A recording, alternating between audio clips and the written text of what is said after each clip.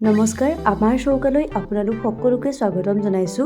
আজি আমি লৈ আহিছো ভাত কেৰেলা আৰু মাছৰ এটা ৰেচিপি। আহকচোন ভিডিঅ'টোলৈ আগবাঢ়ো। দুটা ভাত কেৰেলা আৰু কেইপিছমান বাহু মাছ লৈছো। মাছ কেইপিছ নিমখ আৰু হালধিৰ সৈতে মিহলাই লৈছো। এখন টাৱাত অলপ তেল গৰম কৰি লৈছো। মাছ কেইপিছত অলপমান নেমু ৰস দিছো যাতে ভাজোতে ই ভাগি নাযায়।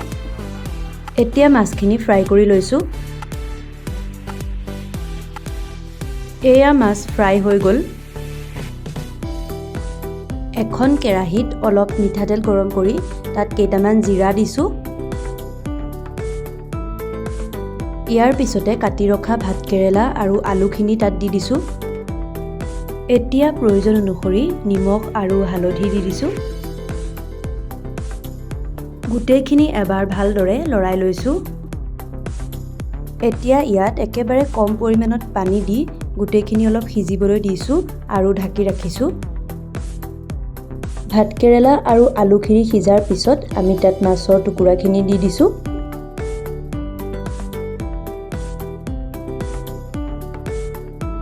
এতিয়া আমি জোলৰ বাবে প্ৰয়োজন অনুসৰি পানী দিছো।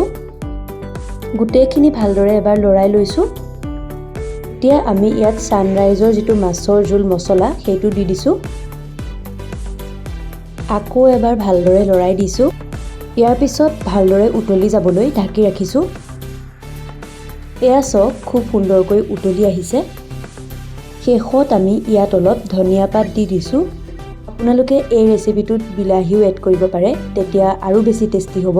এয়া পানীও শুকাই গ'ল আৰু জোলখনো অলপ ডাঠ হৈ পৰিলে, গতিকে আজি আমাৰ ৰেচিপিটো ৰেডি হৈ গ'ল। ভাত কেৰেলা খাই বেয়া পোৱা সকলে এনেদৰে খাই চাবচোন, নিশ্চয় ভাল পাব। তেন্তে আজিলৈ আমি এই ভিডিঅ'টোৰ পৰা বিদায় লৈছো। ধন্যবাদ।